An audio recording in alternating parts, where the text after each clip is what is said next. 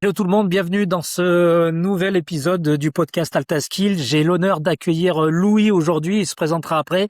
Voilà, Louis qui est, je suis très très fier et très content de l'avoir avec moi parce que, du coup, vous allez voir, il a un parcours atypique, voilà très très particulier et puis il va nous expliquer un petit peu tout ce qu'il a vécu, à la fois ses galères et puis pourquoi aujourd'hui il est entrepreneur. Je rappelle pour ceux qui me connaissent pas, moi c'est Mathieu, je suis fondateur d'Alta Skill. Donc j'aide les salariés, à se reconvertir entre guillemets, à monétiser une de leurs compétences et la particularité de ce podcast, c'est qu'on met en lumière, soit des salariés, soit des personnes en tout cas qui sont lancées dans l'entrepreneuriat. On est là pour les mettre en lumière, on est là pour les mettre en avant et puis pour comprendre aussi pourquoi ils sont passés à l'action, comment ils sont passés à l'action, quelles difficultés ils ont rencontrées et comment ils s'en sont sortis et pourquoi ils sont toujours présents dans l'entrepreneuriat aujourd'hui. Alors merci, Louis d'être présent. Je vais te laisser la parole. Tu peux te présenter parce que les internautes te connaissent pas. Donc, c'est l'occasion de te présenter. Salut tout le monde, salut Mathieu. Merci pour ton invitation dans ce podcast que je suis très content de faire, de pouvoir partager un petit peu mon parcours, mon histoire. Pour me présenter rapidement dans les grandes lignes, du coup, je m'appelle Louis, j'ai 22 ans, je suis originaire de Normandie, plus précisément de Rouen. Et je me suis lancé dans l'entrepreneuriat il y a maintenant plus de 2 ans en fondant du coup Phil, mon activité de coaching sportif, où on aide les cadres et les dirigeants d'entreprise à retrouver un corps plus tonique et une énergie plus stable, et ça malgré leur rythme de vie exigeant. Comment ça se passe un petit peu après? Tu vas me poser des questions ou tu veux que je développe un petit peu cette partie de présentation? Ouais, tu peux développer un petit peu, ouais. Ouais, OK. Voilà, pour raconter un petit peu comment j'en suis venu, jusqu'ici aujourd'hui. Donc moi, voilà, je vais reprendre un petit peu plus en arrière au niveau de mes études.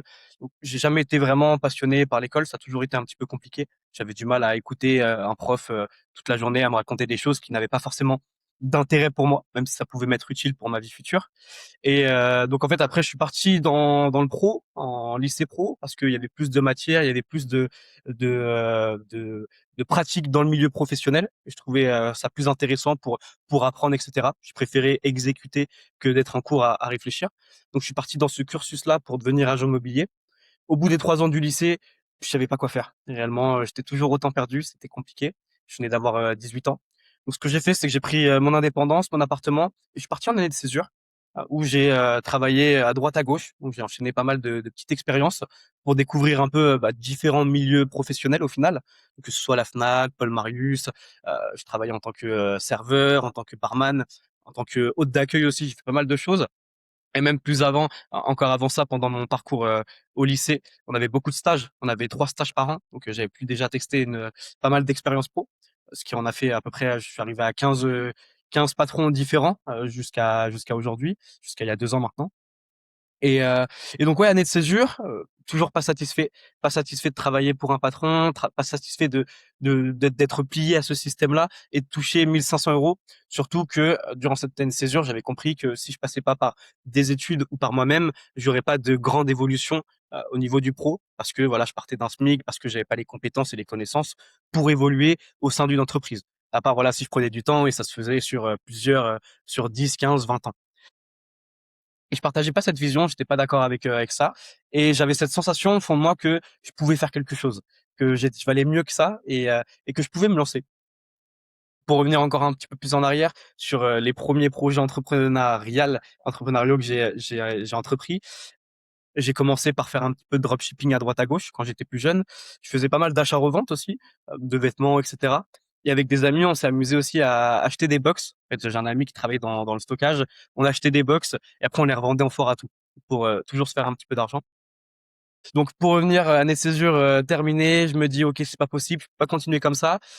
Je me dis: «Bon, allez, je vais sécuriser, je vais reprendre les études». C'est ce que je fais. Je pars en BTS NDRC. La particularité là, c'est que j'étais en alternance. Ça me permettait vraiment de pouvoir garder un grand pas dans le milieu pro, et vraiment en termes de pratique. Et du coup, je suis chef de projet pour un traiteur sur Rouen, et au final, la routine. Au bout de 6 mois, j'en peux plus. 6 mois à faire, du phoning, du mailing, 9 h, 17 h, pour ensuite aller à la salle, dormir et recommencer le lendemain, et ça du lundi au vendredi. Et en fait, j'arrive le 31 janvier 2024, j'en peux plus. Les études, c'est pas fait pour moi. Le système pro non plus. Je m'y retrouve pas là-dedans, ça n'a pas de sens. Je demande de ma démission, et après, un mois après, j'en viens à lancer mon aventure entrepreneuriale. Le 24 février 2024 exactement. OK. Bah, super, beau parcours. En tout cas, bah, pour pas te cacher, hein, toutes les personnes que j'accueille sur ce podcast et puis j'en fais partie aussi, on a toujours eu, voilà, ce manque de reconnaissance ou en tout cas cette particularité avec le salariat qui nous convenait plus, qui est plus adapté à nous. Alors souvent je le dis, hein, c'est pas que c'est plus adapté à nous, qu'il faut totalement arrêter le salariat. Il y en a qui adorent ça, il y en a que c'est fait pour eux. En tout cas pour moi et pour toi, de ce que je comprends, c'était pas du tout adapté à ton fonctionnement. Et je me retrouve totalement dans ton choix que tu as fait et ton passage à l'action, parce qu'il y arrive toujours, ce que j'appelle moi le déclic, le moment où à un moment donné on n'en peut plus. Des fois pour certains c'est une catastrophe qui arrive, et du coup, ce que je souhaite à personne d'ailleurs. Mais en tout cas, il y a des moments comme ça, charnières dans notre vie, qu'il faut saisir et le passage à l'action, je le dis souvent dans mes podcasts, il est indispensable. C'est-à-dire que s'il y a des choses qui vous conviennent pas aujourd'hui dans le salariat, s'il y a des choses qui ne sont pas adaptées à votre vision de la vie, si vous vous retrouvez pas dans l'organisation, dans le salaire, dans plein d'autres choses, si vous avez peu de reconnaissance, et ben, si vous ne passez pas à l'action, vous n'allez jamais changer votre situation actuelle. Donc il y a que ça qui fera la différence, le passage à l'action et après on peut le passer tout seul, comme je l'ai fait moi, comme l'a fait, Louis et comme d'autres le font et puis il y en a d'autres qui se font accompagner donc faut pas hésiter en tout cas si on se sent pas à l'aise, de pas se dire: «Bah, allez, c'est pas fait pour moi, j'y vais pas». Il faut y aller, se faire accompagner si on se sent, un peu moins à l'aise en tout cas. Toi, c'était quoi la réaction de ton entourage, ta famille, tes amis, tes collègues, quand tu as pris la décision là, en février, 2024, c'est ça, de tout stopper? Ouais, je vais faire 2 cas. Je vais faire d'un côté mon père et de l'autre côté le reste de ma famille et mes amis.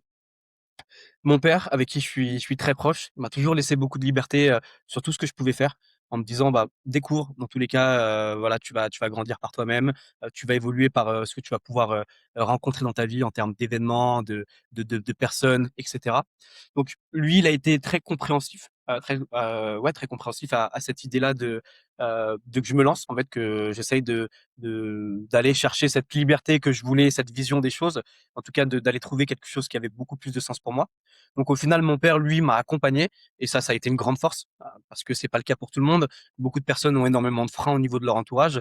Je pense que le fait que mon père soit là, ça m'a énormément poussé, ça m'a beaucoup motivé, ça m'a discipliné et m'a énormément apporté. Et après, il y a le reste de la famille. Le reste de la famille, c'est plus compliqué parce que j'ai 20 ans, j'ai que un bac et encore un bac pro.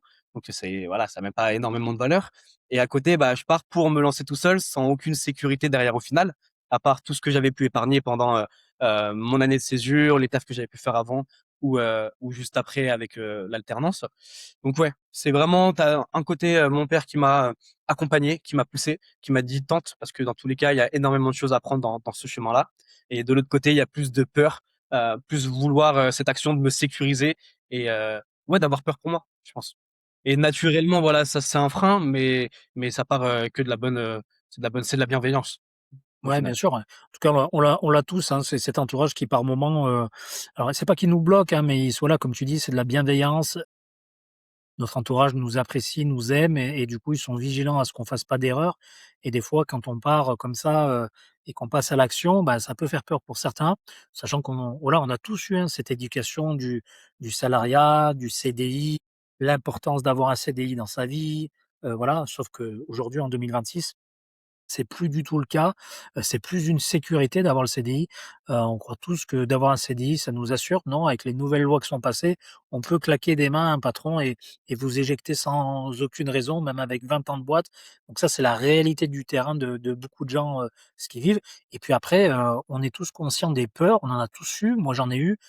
Tu toi aussi, Louis, les peurs que tu pouvais avoir et tout. En tout cas que ta famille, hein, ton entourage pouvait avoir des peurs par rapport à ça et d'ailleurs concernant ces peurs, toi tu as eu des peurs, au moment de sauter, de passer à l'action? Tu as eu des, ouais, des sensations un peu de se dire, «Est-ce que je fais le bon choix?» Et au final, maintenant, avec un peu de recul et avec ta petite expérience, est-ce que finalement les peurs que tu avais à la base, elles étaient justifiées?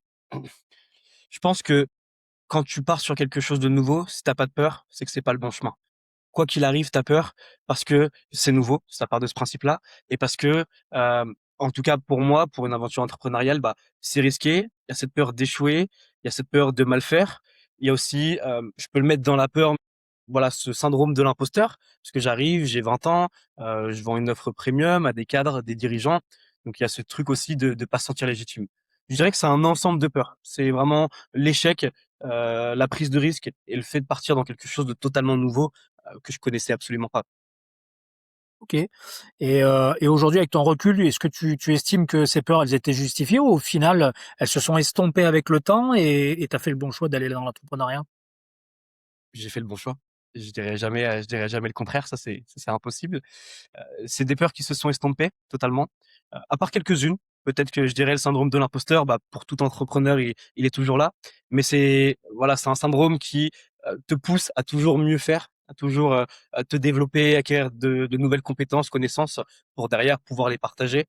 Toi aussi, tu es sur de l'accompagnement, donc nous, on a vraiment une expertise à apporter à nos clients. Donc je pense que c'est toujours intéressant voilà, de s'enrichir. Donc en fait, c'est une peur de pas être, au niveau. Voilà, je pense que c'est le syndrome de l'imposteur, c'est une peur de pas être au niveau, mais derrière qui est hyper bienveillante parce que si tu l'apprends, tu peux que faire de belles grandes choses avec. Non, mais c'est sûr. Après, on l'a tous eu, hein, ce syndrome-là, parce que, ben, voilà, il peut y avoir par moment de la manque de tu vois, du manque de confiance, de se dire: «Ben, pourquoi je serais légitime, moi, de vendre un accompagnement, alors que j'ai peut-être pas le recul ou l'expérience de certaines personnes qui ont 20 ans dans le métier». Non, aujourd'hui, je pense qu'il faut s'estomper avec ça. On entend beaucoup de choses, on a même certains organismes qui répliquent par moment en disant: «Ouais, il y a plein de nouveaux qui arrivent, sur le marché, nanani». Non, aujourd'hui, je pense qu'on a tous une compétence en nous. Aujourd'hui, si tu fais ça, c'est que tu as la compétence de le faire, Louis, j'en suis sûr et certain. Tes résultats, ils sont là pour le prouver. Il y a pas de il y a pas de problématique avec ça et puis pour ceux qui pensent qu'ils n'ont pas de compétences, on en a tous une. Ne serait-ce qu'un certain nombre d'années dans le salariat, ne serait-ce que par nos études, ne serait-ce que par l'éducation de nos parents, de notre famille, de nos amis, tout ce qu'on a pu partager dans notre vie, peu importe si on a 20 ans, si on en a 50, on a acquéri en nous une expérience, on a acquéri des compétences et ces compétences-là, elles sont monétisables aujourd'hui et c'est ce qui fonctionne en 2026. Aujourd'hui, c'est de monétiser une de ces compétences et après, bah, d'accompagner les gens et en plus, si on arrive à aider les gens, à aller mieux, dans leur quotidien, bah, là, c'est le bonus et d'ailleurs, on fait ça pour ça aussi, hein. C'est pour avant tout aider les gens à aller mieux dans leur quotidien et ça, c'est quelque chose qui, ben, nous passionne, on est habité par ça et on adore ça. 100.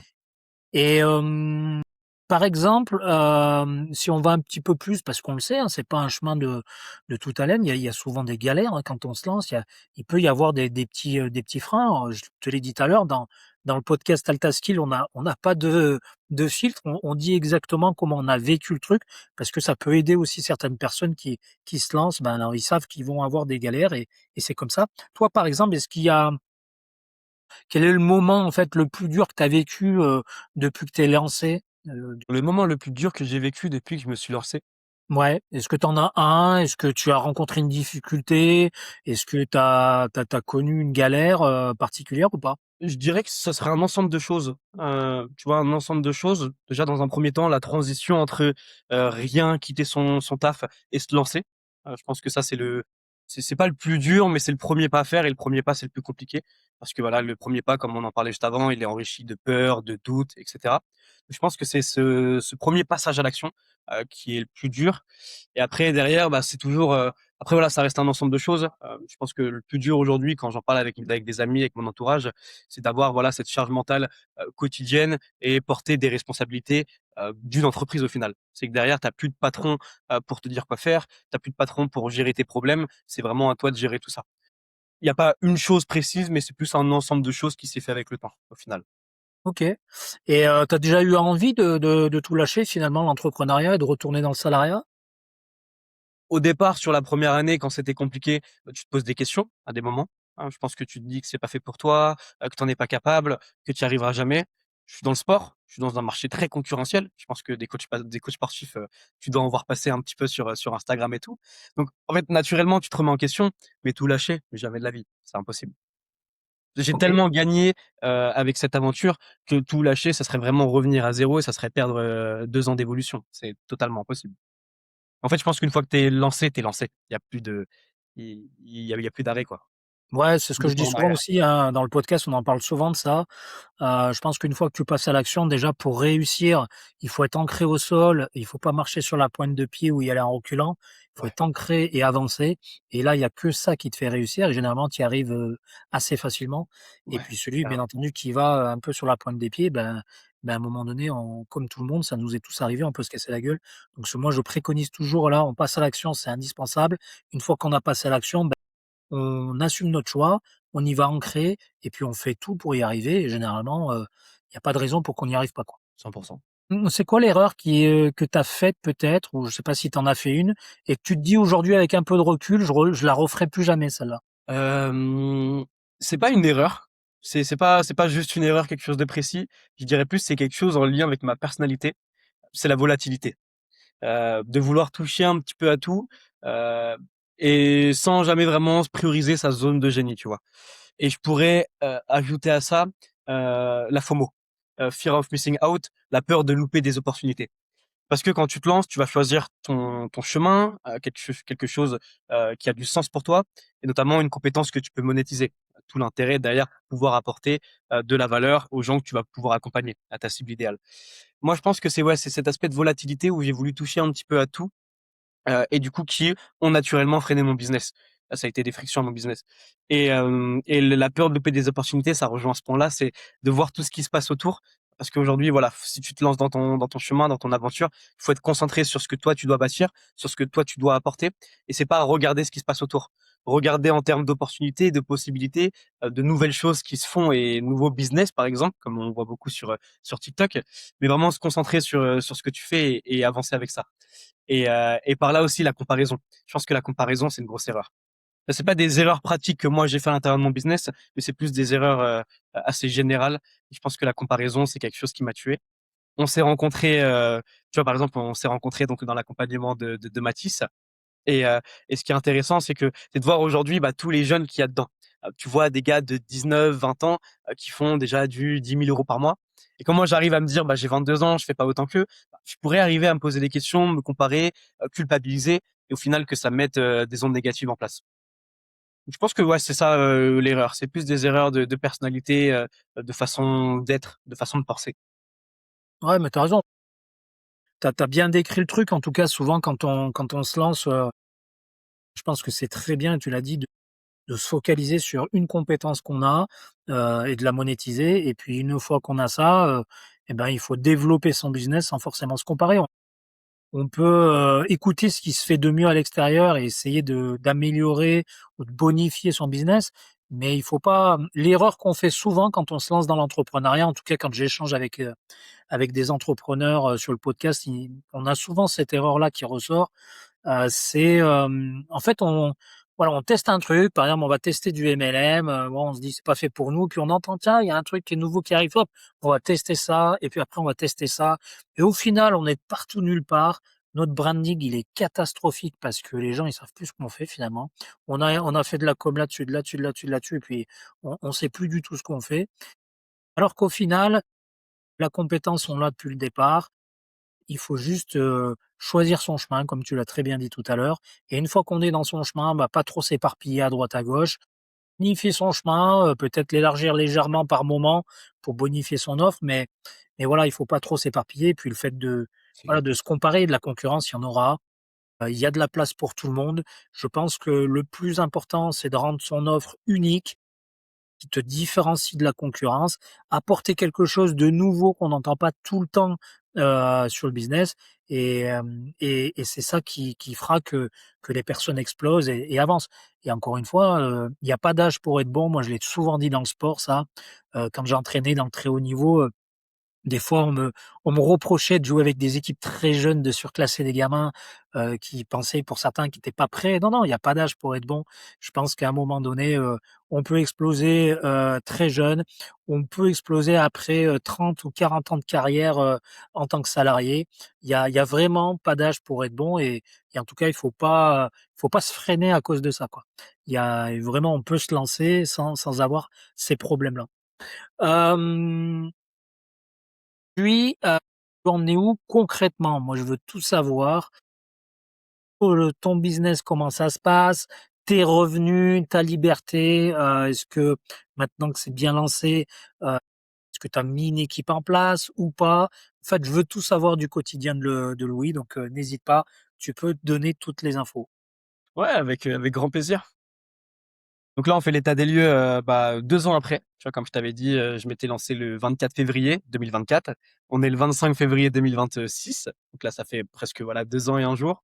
Après 2 ans et 1 jour, aujourd'hui, du coup, j'ai, une offre complète. J'ai un business qui est totalement complet. Moi, j'accompagne, du coup, 20 personnes en simultané, 20 clients, donc 20 cadres dirigeants. On fait de l'accompagnement très précis pour chacun des clients qu'on accompagne, donc avec un objectif et cetera. Je suis dans l'accompagnement de Mathis pour pouvoir, structurer toute la partie recrutement et cetera.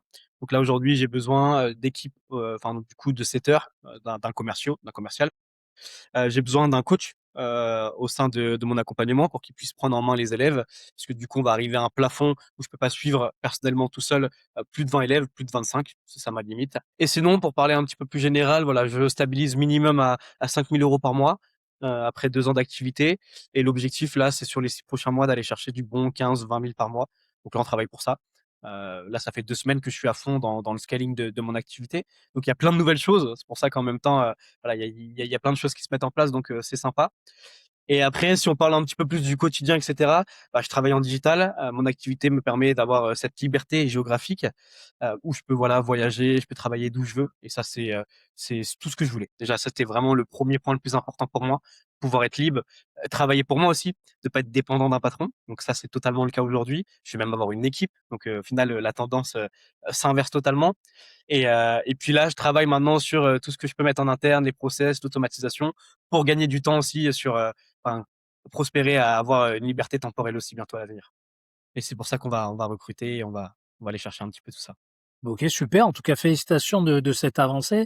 Encore une fois, on le dit souvent, dans le podcast, Altaskill, voilà, on n'est pas là pour arriver et dire, des parcours à la Lamborghini. Ça arrive, c'est très, très Ouais, rare, bien sûr. des gens qu'en peu de semaines, ils arrivent à générer, il y a, hein, des parcours où les mecs en 1 an, ils deviennent milliardaires. Tout ça, ça arrive, mais c'est quand même très, très rarissime. Nous, ici, dans ce podcast, on a la tête sur les épaules, on a les pieds sur terre et on sait que voilà, d'atteindre 3 à 5 000, c'est totalement accessible. Quand on veut aller chercher beaucoup plus, bah, forcément, ça va amener des contraintes. Il va falloir recruter des équipes, si on veut garder, notre liberté, notre quotidien, d'organisation. Mais voilà, c'est des choses qui sont possibles souvent, hein, et moi, je le vois souvent dans les clients que j'ai.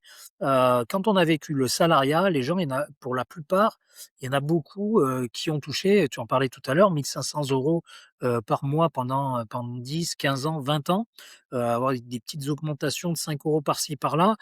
Quand tu leur parles de 3 000 à 5 000, il y en a plein, plein, plein qui: «Putain, mais comment c'est possible? En faisant moins d'heures en plus, mais comment c'est possible?» Et les gens y croient pas et ça peut faire paraître, comme des fois des arnaques, mais non, c'est pas du tout ça. Alors pour quelle raison, on peut aller chercher des chiffres comme ça? Bah, déjà, on est notre propre patron, donc déjà, quand on bosse, on va être reconnu et plus on bosse, plus on va être reconnu, financièrement notamment. Et puis il y a l'aspect aussi que dans la digitalisation, comme tu l'as dit, on peut automatiser des tâches. Donc du coup, on peut contacter plus de gens, on peut mettre en place des choses et des process de manière à ce que financièrement, ben, ça développe, assez facilement les choses et c'est pas moi je le dis, hein, c'est pas une tare ou autre chose de très, très compliqué, d'aller chercher, 3 000 € aujourd'hui dans le digital. Il faut savoir que des accompagnements, ça se monétise, 1 500, 2 000, 1 5 000, pour certains 10 000, 15 000, ils vendent leur accompagnement.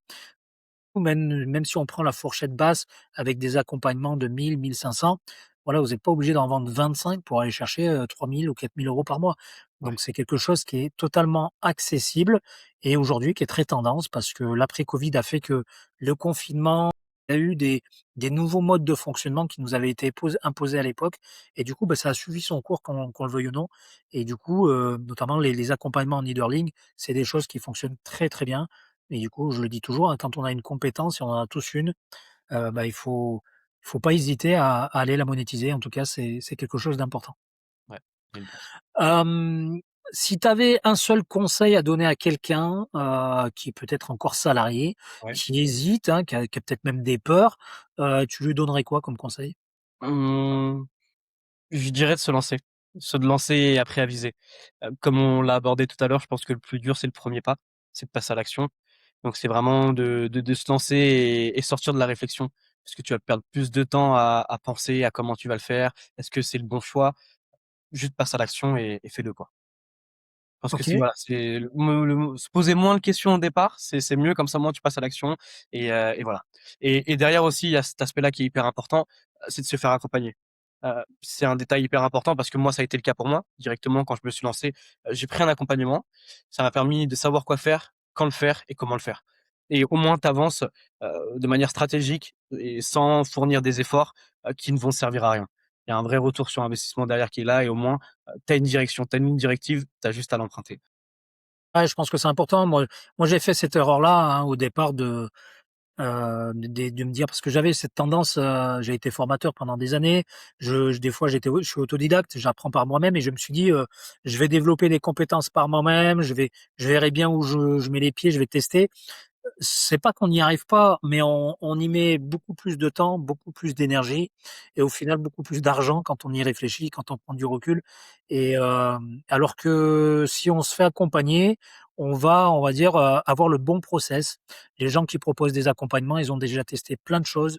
Leur système fonctionne ou sinon ils le vendraient pas. Heu, donc du coup, bah, ça nous fait gagner du temps. On passe moins de temps à tester, on fait beaucoup, beaucoup moins d'erreurs et puis après, encore une fois, se faire accompagner.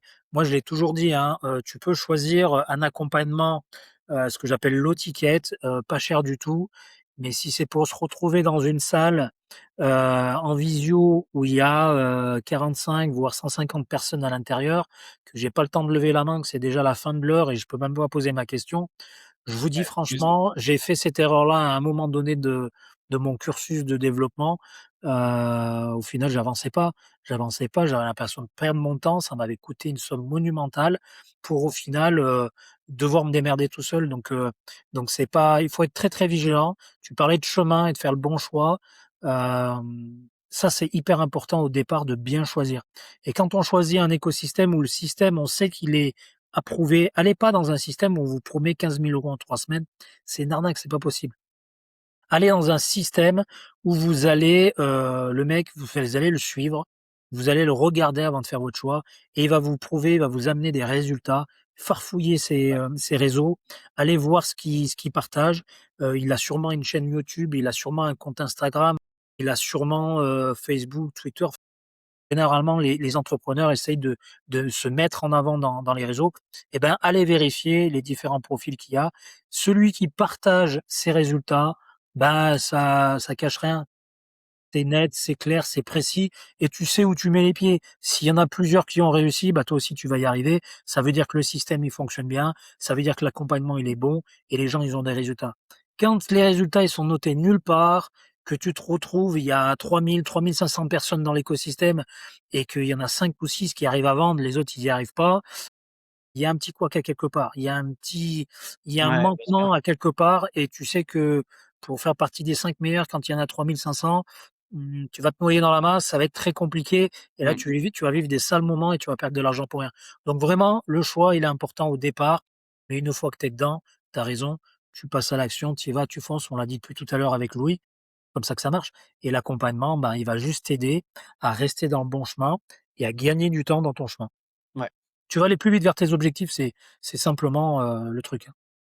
Et ce que je trouve intéressant avec l'accompagnement, c'est que tu as aussi un facteur d'engagement, où, bah, voilà, demain, si tu es amené à payer moi, mon premier accompagnement, j'avais payé, voilà, 3 000 €.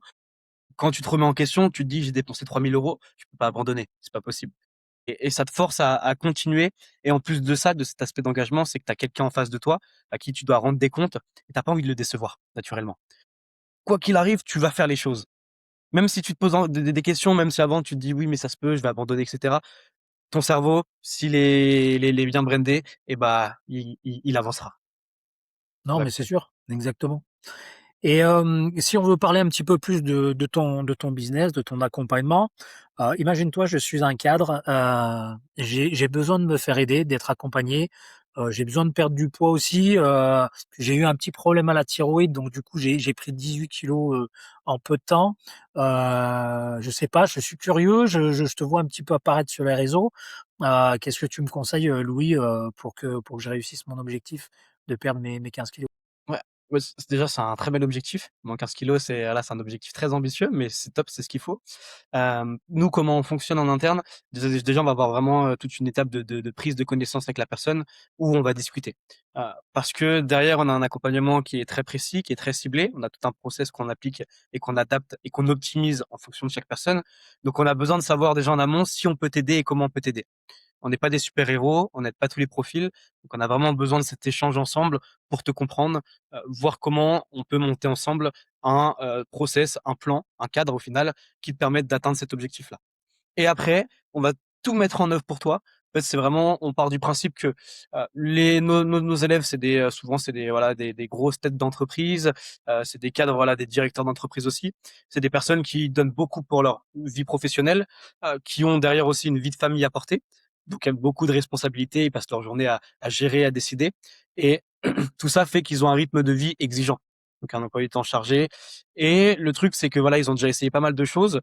L'objectif aujourd'hui avec ces personnes-là et notamment toi, Mathieu, avec ton objectif, des moins 15 kilos, c'est de venir prendre ton train de vie un petit peu, tout ce que tu côtoies, tes imprévus et cetera, ton mode de vie et de pouvoir venir intégrer les bonnes actions au bon moment qui vont t'apporter les 80 de résultats. En fait, on marche comme ça, avec la loi du 80-20 comme en business, la loi de Pareto. 80 20 d'efforts qui t'apportent 80 de résultats. D'avoir des mini actions, qui paraissent insignifiantes, qui vraiment te laissent, croire que c'est vraiment pas des efforts, mais derrière qui t'apportent des résultats.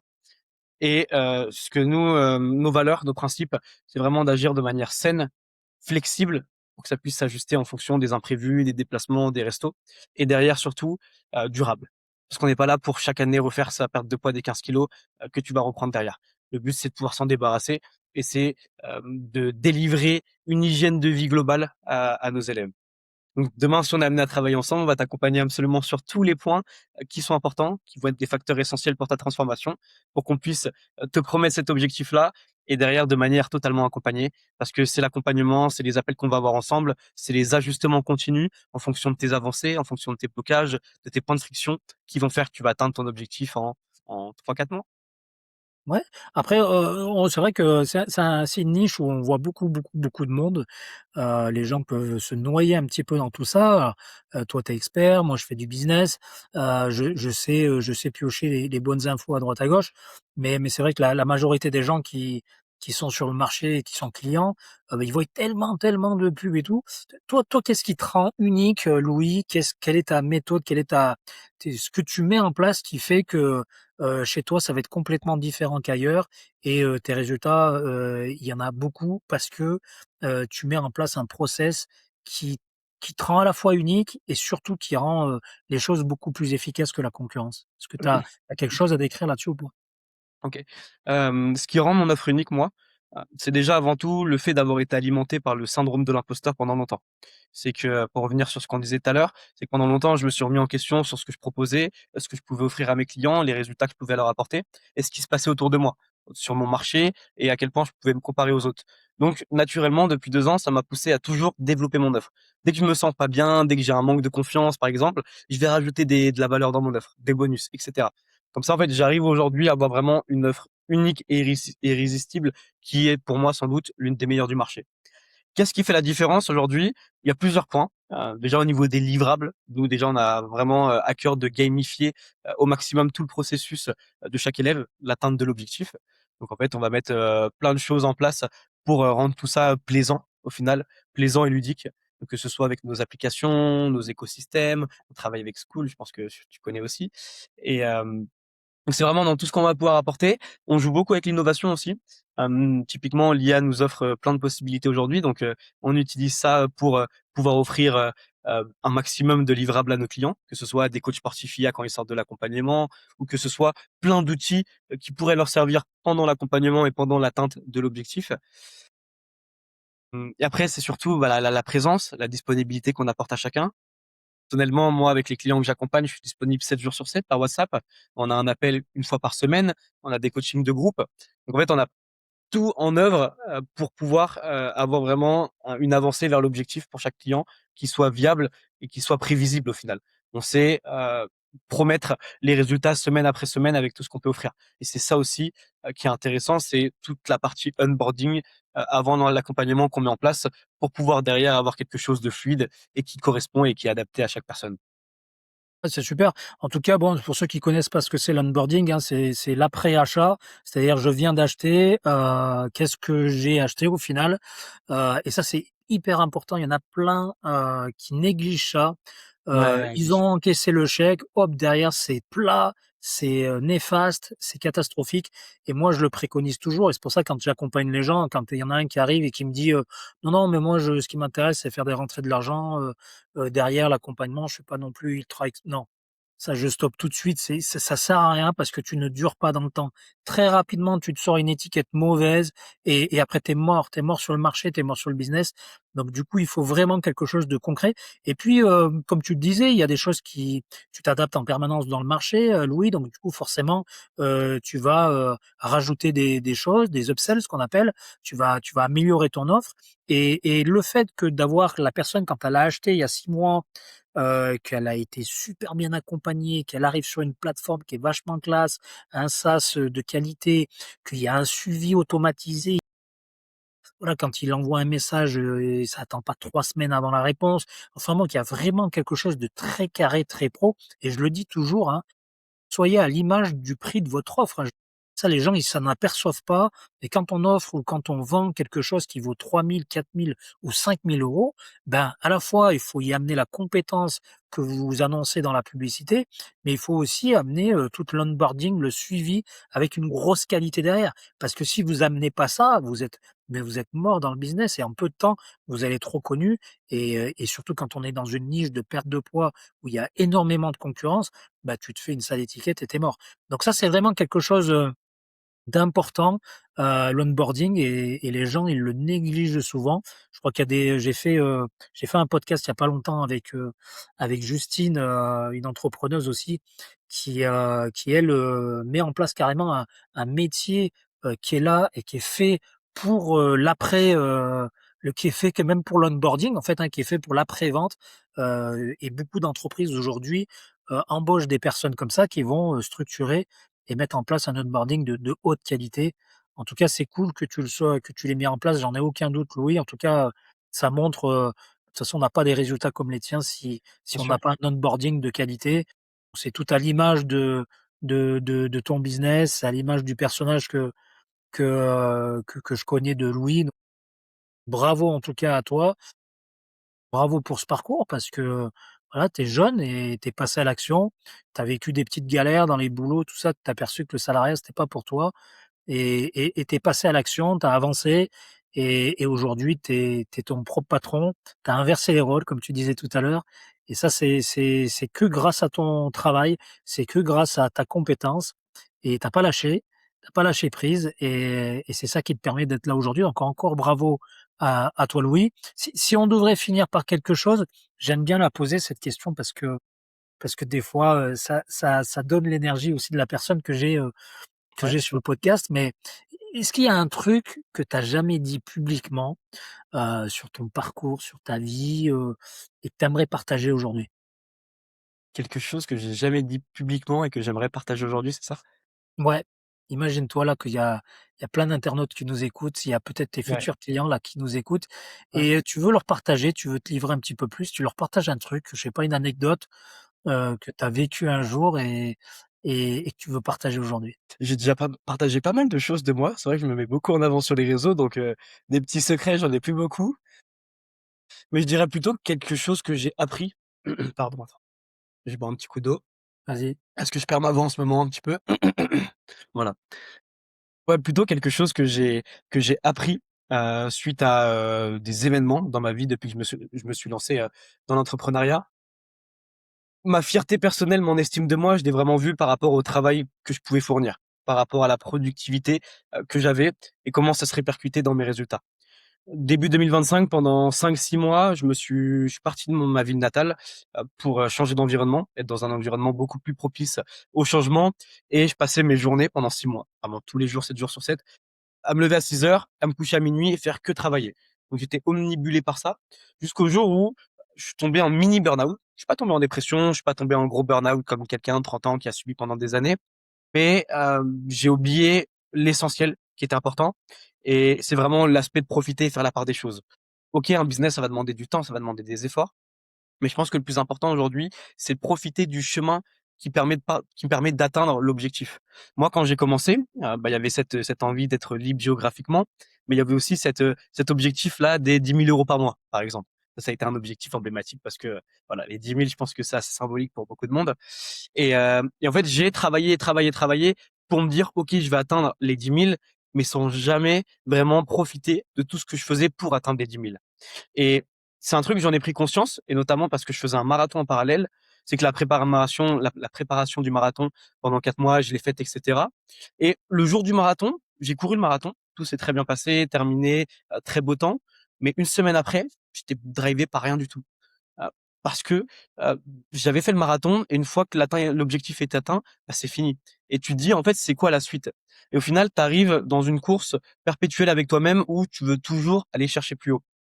Et c'est vraiment à ce moment-là, fin 2025, où j'ai pris conscience de profiter du chemin, qu'on est en train de parcourir, de l'apprentissage qu'on est en train de faire au quotidien, de compétences, de connaissances, de l'apprentissage qu'on peut avoir avec toi en tant qu'accompagnateur, et même, tout ce qu'on peut, voilà, côtoyer au quotidien, que juste se dire: «Bah, OK, je travaille et je vais profiter de l'objectif, enfin, je vais profiter du résultat, que je vais obtenir».